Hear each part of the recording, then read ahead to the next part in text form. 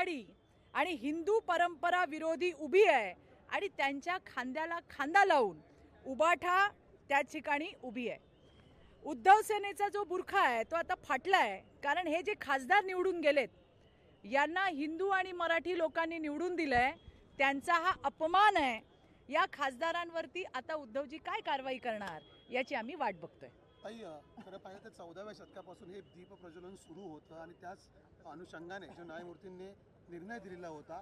मात्र आता पुन्हा त्या ठिकाणी ज्या प्रकारचा दावा केला जातोय की कुठेतरी हिंदू मुस्लिमांमध्ये सुद्धा वाद निर्माण होऊ शकतो असं डीएमकेचं म्हणणं आहे आणि ठाकरे गट सुद्धा त्याला समर्थन करतात। नाही, मला हेच म्हणायचंय की प्रत्येक वेळेला हिंदुत्वाची भूमिका घेणारे उबाठाचे जे खासदार आहेत त्यांनी त्याच्यावरती सह्या केलेल्या आहेत।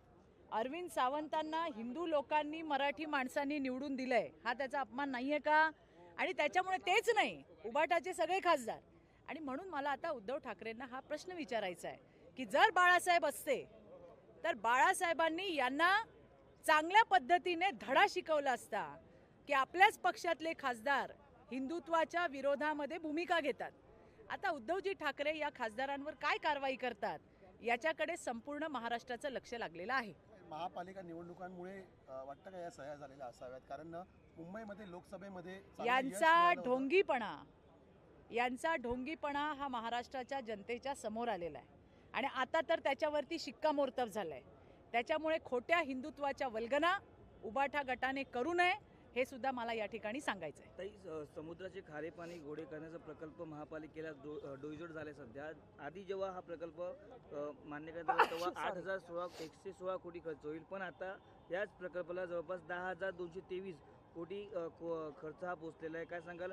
आदित्य ठाकरेंनी या संदर्भात पाठपुरावा केला होता, पण केंद्राचं असं म्हणणं होतं की मोठ्या प्रमाणात खर्च होतोय त्यामुळे केंद्र नको बोलत होतं, पण आता हा प्रकल्प मोठ्या प्रमाणात ह्याचा जो खर्च आहे तो वाढतोय। हा विषय महत्त्वाचा आहे, याच्यावरती वेग उत्तर देणं बरोबर नाही आहे। त्याच्यामुळे व्यवस्थित माहिती घेऊन या विषयावरती आपल्याला आपलं मत मांडता येईल। परंतु या आजच्या प्रकरणामुळे तामिळनाडूमधल्या हिंदुत्वाचा जो उबाठाने पांघरलेला जो खोटा बुरखा आहे तो मात्र टराटरा फाटलाय, हे मात्र नक्की। थँक्यू। चित्रा वाघ यांनी विरोधकांवर हल्लाबोल केलेला आहे।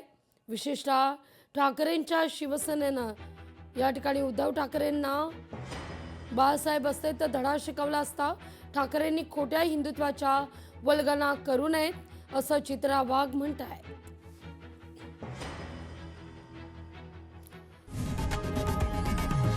लोकशाही मराठी ऐका, पहा, जागरूक रहा।